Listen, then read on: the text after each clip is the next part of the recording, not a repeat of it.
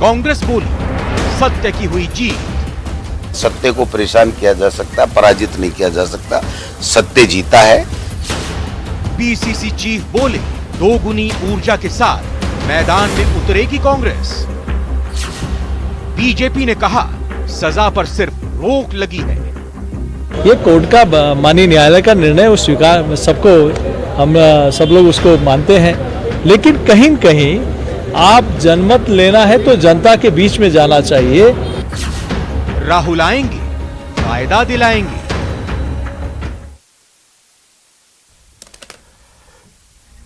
तीन खास मेहमानों का स्वागत करते हैं। चर्चा में हमारे साथ शामिल होने के लिए अनीता भदेल जी आ चुकी हैं, विधायक है बीजेपी की। अनीता जी बहुत बहुत स्वागत है आपका। कांग्रेस का पक्ष रखने के लिए आरसी चौधरी, पीसीसी महासचिव हैं, बहुत बहुत स्वागत है आरसी चौधरी जी आपका।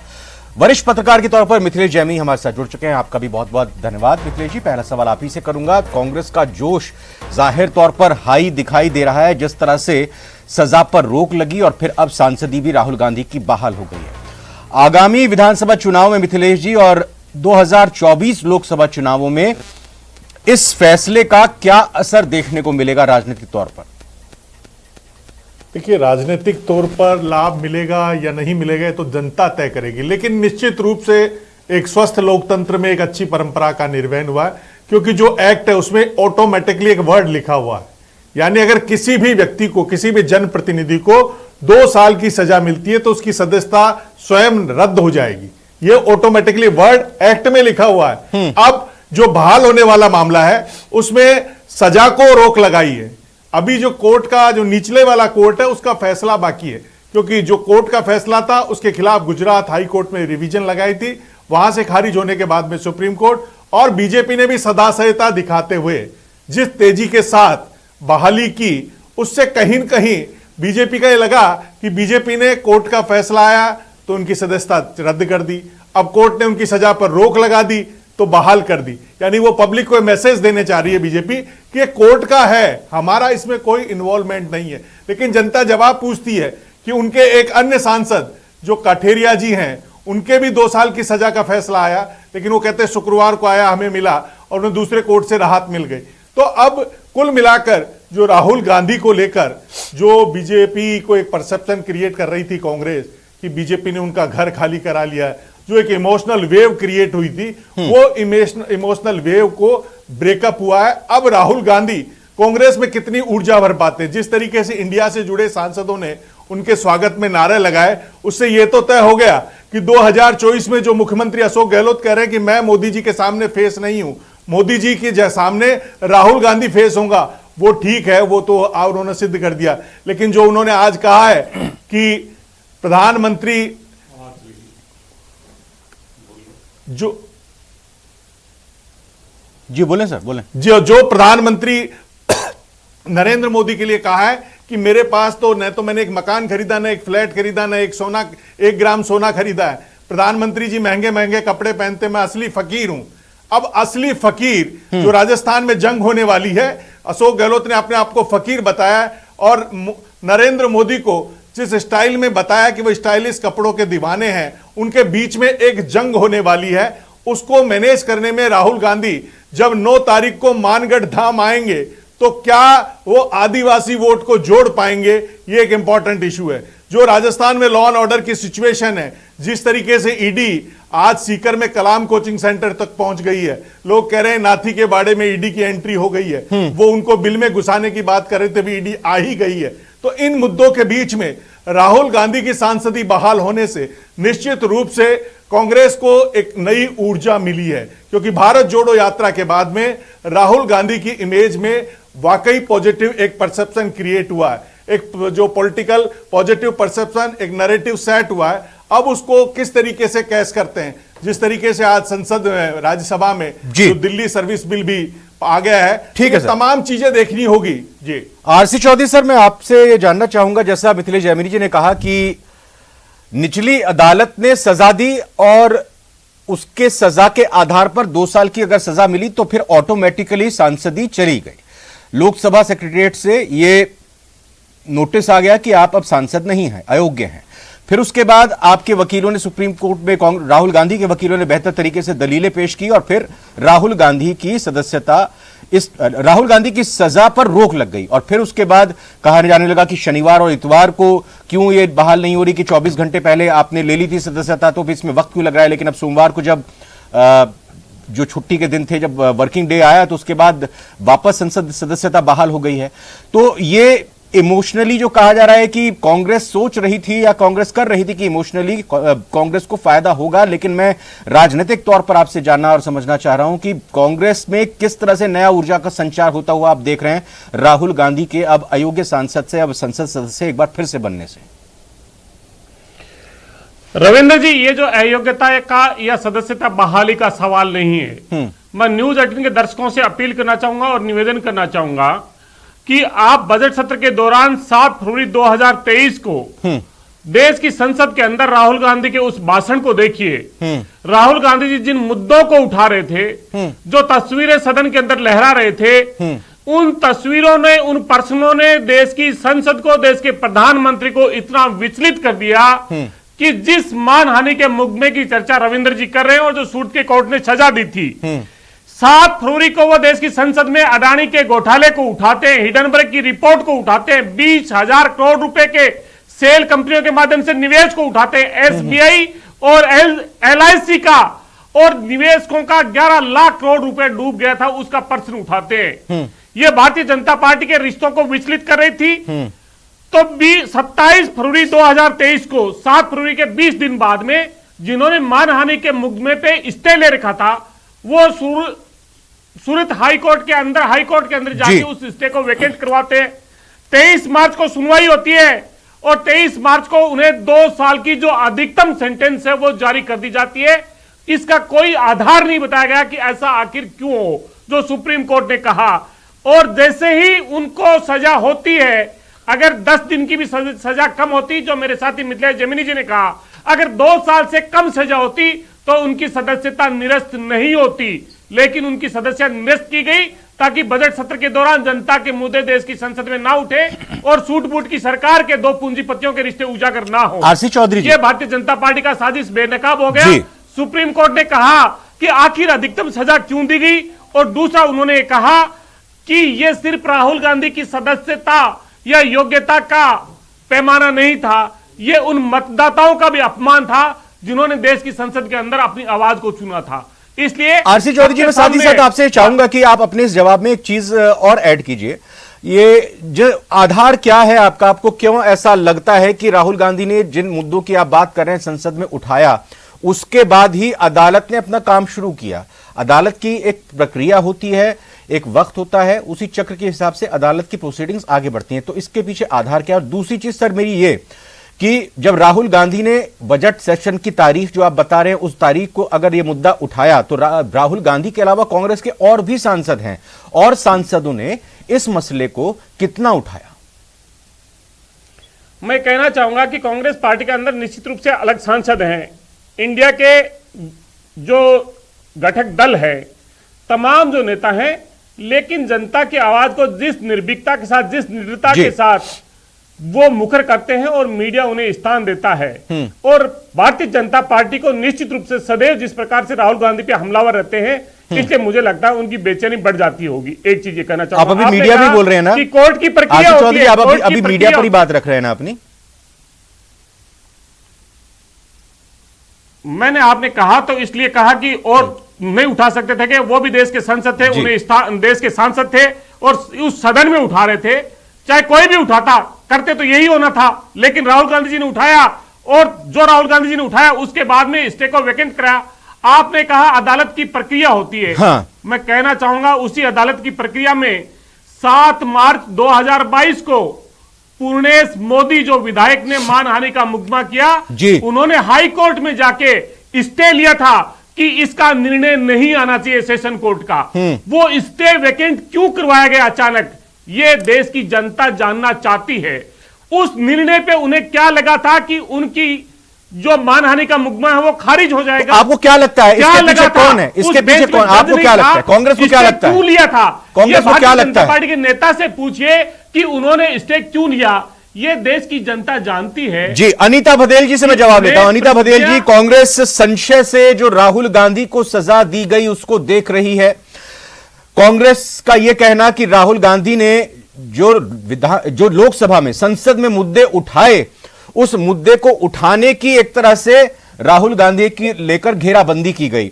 अब देखिए, अविश्वास प्रस्ताव पर चर्चा होनी है। राहुल गांधी योग्य हो चुके हैं, सांसद बहाली, उनकी सांसदी बहाली हो चुकी है। अब एक बार फिर से वो घेरेंगे तो क्या अब आगे भी ऐसा कुछ होगा क्या, जो यहां पर संशय जताया जा रहा है कांग्रेस की तरफ से?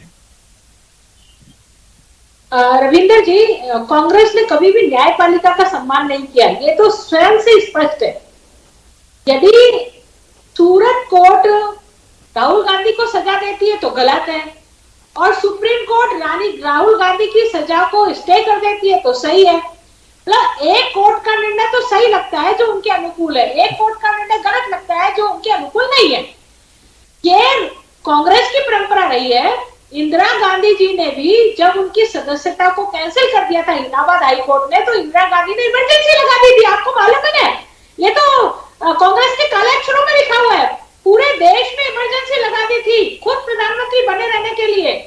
तो ये कांग्रेस का चरित्र है। और रही बात कोर्ट के निर्णय की, तो हम कोर्ट का सम्मान करते हैं। दूसरी तरफ, एक तरफ तो राहुल गांधी नेशनल हेराल्ड के मामले में जमानत पर बाहर है। ये क्या कोर्ट के निर्णय को सम्मान देंगे, ये क्या न्यायपालिका को सम्मान देंगे, क्योंकि ये कभी किसी को दूसरे को सम्मान नहीं देना चाहते। मोदी जी को चाय वाला कह करके संबोधन करते हैं। ये जो खुद ये कहते हैं कि गांधी परिवार ही सिर्फ इस लोकतंत्र पर हकदार है प्रधानमंत्री के पद का, और कोई दूसरा तो हकदार नहीं है। तो अनीता जी, आपका ये कहने का मतलब हुआ कि नेशनल हेराल्ड समेत कुछ और भी मामले राहुल गांधी के ऊपर जो चल रहे हैं, वो कहीं ना कहीं फिर अब इस तरह से जो अब सांसदी बहाली उनकी हुई है, तो फिर से अभी वो कटघरे में खड़े हो सकते हैं, आप ये कहना चाह रही हैं?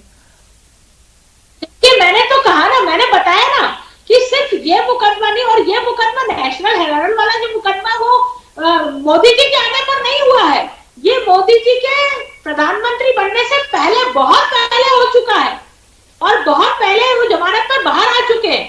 तो ये मोदी जी से जोड़ करके नहीं देखा जाना चाहिए इस चीज को। मैं तो आपको सिर्फ ये बताना चाह रही हूँ कि किस तरह से उस समय भी जब ईडी ने, जब नेशनल हेराल्ड वाले केस में जब कोर्ट ने बुलाया था सोनिया गांधी और राहुल गांधी को, तो कैसा बवंडर इन्होंने किया था मालूम है ना, पूरे देश भर की सड़कों पर। तो ये जानते हैं कि करप्शन करके और कैसे बच निकलना है, कैसे झूठ को, काले झूठ को सफेद करना है। ये कांग्रेस 70 सालों में जो कि राज करती आई है, इसलिए बहुत अच्छे से जानती है। लेकिन अब देश का मतदाता भी बहुत विवेकशील हो गया है, बहुत जागरूक हो गया है। हर चीज को, सोशल मीडिया का जमाना है, इस सोशल मीडिया के जमाने में हर चीज व्यक्ति के मोबाइल पर है और पूरी डिटेल के साथ में। मैं बिल्कुल एक एजेंसी वरिष्ठ अधिवक्ता का रुख करूं, लेकिन चूंकि अनीता जी ने सवाल उठाया है तो एक जरा इसका जवाब भी मैं ले लेता हूं चौधरी साहब से। चौधरी साहब, ये अनीता भदेल जी का कहना कि जब इंदिरा गांधी जी के खिलाफ फैसला आया तो फिर इमरजेंसी लगा दी गई, जब राहुल गांधी और सोनिया गांधी को तलब किया गया, अदालत में पेश होने के लिए कहा गया, तो फिर वहां पर पूरी कांग्रेस अदालत के बाहर पहुंच गई। और दूसरी तरफ आप निचली अदालत का फैसला जो है उसको स्वीकार नहीं करते हैं, उस पर सवाल उठाते हैं, उसको लेकर कहते हैं कि ये अलग तरह से साजिश के तहत हुआ है, और वहीं दूसरी तरह जब सुप्रीम कोर्ट राहत देती है तो फिर आपको स्वीकार होता है। रविंद्र जी, मैं कहना चाहूंगा कि हमने ये कहा कि भारतीय जनता पार्टी के विधायक की मानसिकता पे, उनके लक्ष्य पे, उनके राजनीतिक द्वेषता पे प्रश्न उठाया कि पहले वो हाईकोर्ट से स्टे लेते हैं और फिर स्टे वेकेंट तब करवाते हैं जब राहुल गांधी जी संसद में बोलते हैं। उसका जवाब उन्होंने नहीं दिया। उन्होंने कहा ईडी को लेके जिस नेशनल हेराल्ड केस के अंदर क्लोजर रिपोर्ट जारी कर दी गई थी, उस क्लोजर रिपोर्ट को खोला जाता है, ईडी के इशारे पे कई दिनों तक लगातार सुबह से शाम तक बैठाया जाता है। ईडी ने 121 मुकदमे उन राजनीतिक नेताओं के खिलाफ में किए जो भारतीय जनता पार्टी को बेचैन करते थे। भारतीय जनता पार्टी के नेता पे एक भी मुकदमा दर्ज नहीं किया। इसलिए ईडी को लेकर 3 बार जो कार्यकाल बढ़ाया गया, सुप्रीम कोर्ट ने जो कहा, सुन लीजिए, मेरे को बोलने का अवसर दीजिए, बीच में विधान ना डाले प्लीज। ईडी के डायरेक्टर को लेकर सितंबर में उन्हें हटना होगा, 3 बार कार्यकाल बढ़ाया, सुप्रीम कोर्ट ने कहा है, और सुप्रीम कोर्ट ने उनके चयन की भूमिका पे मैं आपसे वही तो पूछ रहा हूं ना, जानता है। मैं वही तो आपको बता रहा हूं ना। चाहूंगा कि चौधरी साहब, मैं यही तो कह रहा हूं ना कि अगर ये हमारी न्याय व्यवस्था है, अगर आपको निचली अदालत में लगता है इंसाफ नहीं मिला, आपके पास अपील का वक्त होता है और अपील करने का अधिकार होता है, आप ऊपर गए अपील करने के लिए, और आप ये बात का जिक्र नहीं कर रहे हैं कि जब निचली अदालत की तरफ से राहुल गांधी से कहा गया था कि आप माफी मांग लीजिए, तो उन्होंने माफी नहीं मांगी। इसको भी आपको यहां पर यह याद रखना होगा। अच्छा, मुझे बताइए कि अब अविश्वास प्रस्ताव पर चर्चा होगी, अविश्वास प्रस्ताव पर संसद में चर्चा होगी, राहुल गांधी संसद हो के तौर पर फिर से वापस आ चुके हैं, तो अब पूरा मौका राहुल गांधी के पास, कांग्रेस के पास सरकार पर सवाल खड़े करने का है संसद में। रविंद्र जी, सबसे पहले तो आपने कहा जो भारतीय जनता पार्टी प्रश्न उठाती है कि राहुल गांधी जी को माफी मांगनी चाहिए थे, बिल्कुल माफी नहीं मांगेगा। मैं बीजेपी की बात अदालत ने कहा था, झेलने के लिए तैयार है, अदालत ने कहा, बोलने नहीं देते, बिल्कुल व्यवधान डालते हैं। अदालत ने क्या कहा, हम ये पुण्य कह रहे हैं, मैं आपके चैनल पे कह रहा हूं, जिनमें दम है वो मुकदमा कीजिए। नीरव मोदी, ललित मोदी पे चोर के आरोप है, पैसे गबन करके भागे हैं। हाँ। नरेंद्र मोदी जी अडानी जी के साथ में क्या रिश्ता है, देश जानना चाहता है। जेपीसी की मांग देश की संसद कर रही थी, आपने जांच नहीं करवाई। आप पे आरोप लगे, पाक साहब अगर हैं तो जांच करवाइए, फकीर हैं तो जांच करवाइए, ताकि रिश्ता पता चल जाता जो राहुल गांधी जी ने देश की संसद में उठाए थे। और मैं पुनः दर्शकों से कहूंगा, वो 7 फरवरी की डिबेट आप निश्चित रूप से सुनिएगा कि उसके अंदर क्या थी। आपने कोर्ट की प्रक्रिया को लेकर जो कहा, उस पर भी मैं आपसे, सुप्रीम कोर्ट ने यह कहा कि उस निर्णय में यह नहीं लिखा गया कि मानहानि के मुकदमे में आजाद भारत के अंदर अधिकतम पनिशमेंट कभी नहीं दिया गया। और यह दर्शाता है उनकी मानसिकता को कि 2 साल से अगर वो 1 साल 11 महीने होता तो उनकी सदस्यता नहीं जाती, उनकी सदस्यता जाए जी, इसीलिए उन्होंने स्टे लिया। ए.के. जैन साहब, मैं एक सवाल सर आपसे कानूनी आधार पर लेना चाहूंगा। ए.के. जैन साहब, बहस हाईकोर्ट में हो जाती है, लंबे समय तक निर्णय ठीक है। चौधरी साहब, एक मिनट, ये देश के लोगों ने देखा। जैन साहब, मुझे ये बताइए, आप वरिष्ठ अधिवक्ता हैं, कि अब बीजेपी का यह कहना कि सिर्फ सजा पर रोक लगी है, अब ये मामला मोदी सरनेम का राहुल गांधी को क्या पूरी तरह से राहत देता है, या फिर अब आगे क्या कुछ जो बचाव पक्ष है या फिर जो आरोपी पक्ष या जो कहें कि दूसरा पक्ष जिसने आरोप लगाया है, उनकी तरफ से क्या कुछ उनके प्रावधान है? और दूसरी बात सर ये भी, क्योंकि आपने दोनों ही पक्षों को यहां सुना, बीजेपी और कांग्रेस से, एक तरफ यह कहना कि निचली अदालत में जो फैसला आया उसको लेकर वो अपनी तरफ से एनालाइज कर रहे हैं, और बीजेपी की तरफ से विधायक और प्रवक्ता ये कह रही हैं कि आप सुप्रीम कोर्ट के फैसले को स्वीकार कर रहे हो लेकिन निचली अदालत के फैसले को स्वीकार नहीं कर रहे हो। तो इस पर भी मैं आपसे एक राय चाहूंगा। देखिए, आप सहमत हो, सहमत नहीं हो, अदालत के फैसले को पसंद करें या न करें, अदालत का फैसला, सुप्रीम कोर्ट का फैसला भारत के हर नागरिक पर बाध्यकारी है। ये भारत का संविधान कहता है। यहाँ पर आपकी चॉइस, आपकी पसंद कोई मायने नहीं रखती। आपके पास अपील करने का प्रावधान है। अधीनस्थ न्यायालय के निर्णय के विरुद्ध आप supreme court, high court, session court जा सकते हैं। हाई कोर्ट के न्यायालय के आदेश के विरुद्ध आप सुप्रीम कोर्ट जा सकते हैं। पर सुप्रीम कोर्ट का निर्णय यदि पूर्ण पीठ का हो गया है तो वो आप पर बाध्यकारी है। आप उसे पसंद करें या न करें, ये कोई मायने नहीं रखता। आप अपनी राजनीतिक लाभ के लिए कुछ भी मतलब निकाल सकते हो।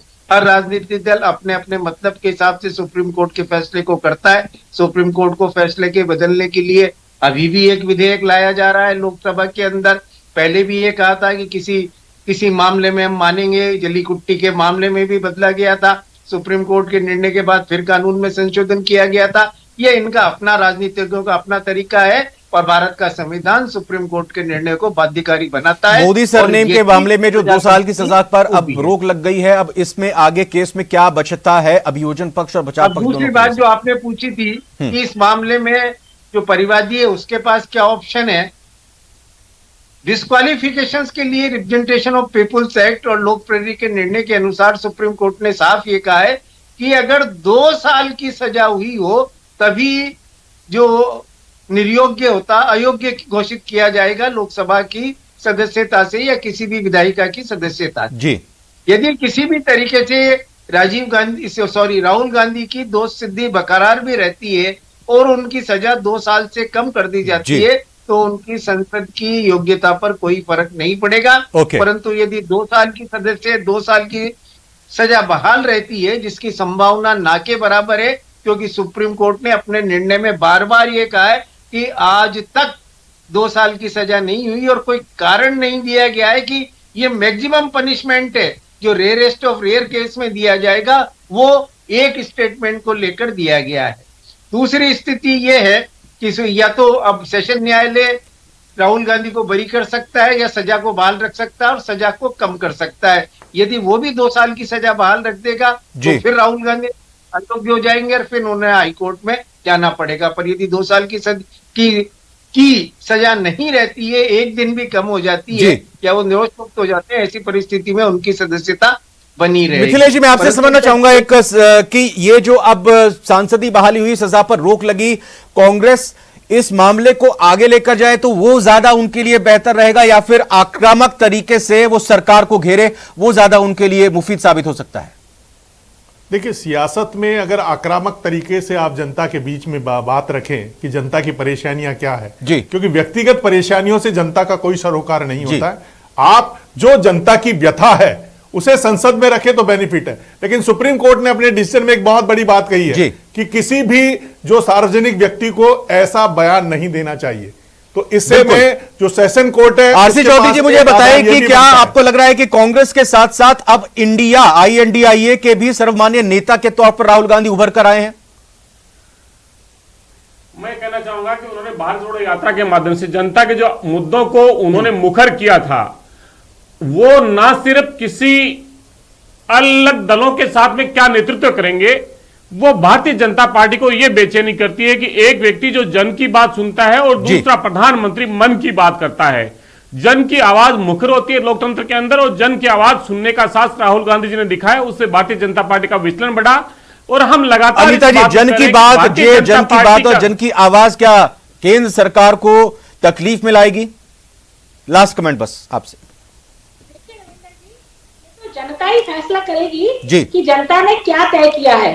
पर आप मियां मुंह मुख्यू हो, उससे कोई फर्क नहीं पड़ता। राजस्थान प्रदेश की स्थिति हम बहुत अच्छे से जानते हैं कि कर्नाटक में किया, पूरी केंद्र सरकार अलग अलग राज्यों के मुख्यमंत्री दौरा करते रहे और बहुत बड़ा जनादेश देके और बात आप दोनों चर्चा कर रहे हैं, इस बीच में प्राइम डिबेट का सवाल बता देता हूं कि राहुल की संसद सदस्यता बहाल होने से कांग्रेस को माइलेज मिलेगा, फायदा होगा। हाँ, 77% लोगों का एक कहना है, ना में 23% लोगों की राय है। मैं सभी मेहमानों का बहुत बहुत धन्यवाद करना चाहूंगा, AK जैन सर, मिथिलेश जी, अनिता जी और साथ ही साथ आरसी चौधरी साहब, आप सभी का बहुत बहुत शुक्रिया। फिलहाल प्राइम डिबेट में आज इतना।